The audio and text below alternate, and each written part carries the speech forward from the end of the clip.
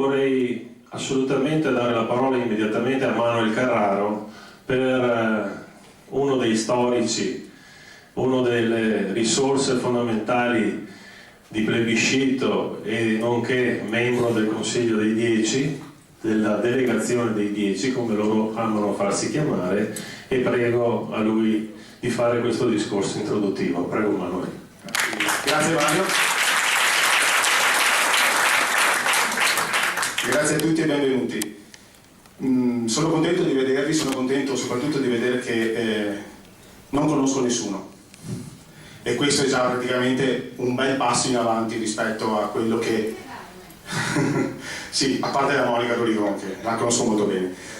Benissimo, io appunto per il fatto che non conosco nessuno ci tengo a presentarmi. Mi chiamo Manuel Carraro, sono uno dei portavoce di questo movimento trasversale che si chiama Plebiscito.eu e che oggi è qui per sancire praticamente la formazione e il radicamento sul terreno dell'appropriazione.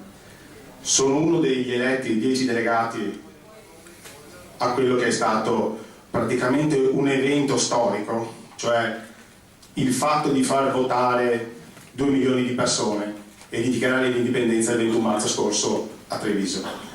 Ebbene, tutti noi siamo qui oggi, chi per vari motivi, scommetto, chi per curiosità, chi per un senso civico di responsabilità, chi solo perché chiamato a forza da un amico e strappato a qualche altra gita fuori porta.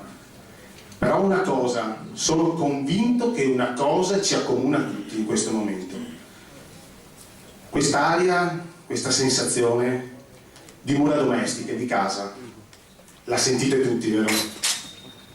Vi sentite a casa? Ecco, perfetto. Questa sensazione noi non dobbiamo fare in modo che si esaurisca fuori da questa porta. Dobbiamo fare in modo che questa sensazione, che quest'aria, che questa nostra convinzione di essere a casa nostra metta le radici e si radichi su questa terra tra la nostra gente.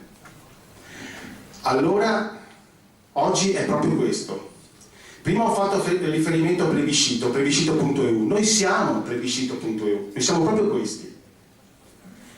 Abbiamo dimostrato di essere letali se giochiamo nel nostro campo di gioco, cioè quello della legittimità, quello di far esprimere democraticamente delle persone. Siamo stati letali, vero o no? Beh, insomma, ecco, proprio per mantenere questa nostra incisività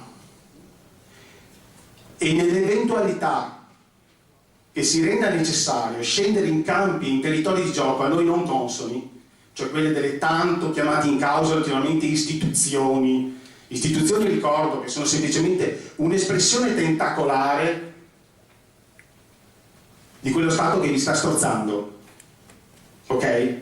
Ecco, se dovessimo mai uscire e andare in quella direzione, noi ci stiamo corazzando per essere letali anche in quel campo. Ecco, il Veneto sì è questo, oggi verrà spiegato perché stiamo vivendo un momento di attesa, di vigilia. Facciamo in modo che questa grande cosa che tutti noi ci stiamo aspettando sia fatta da noi. Signori, il meteorite che cambierà il mondo sta nascendo in questa sala. Grazie.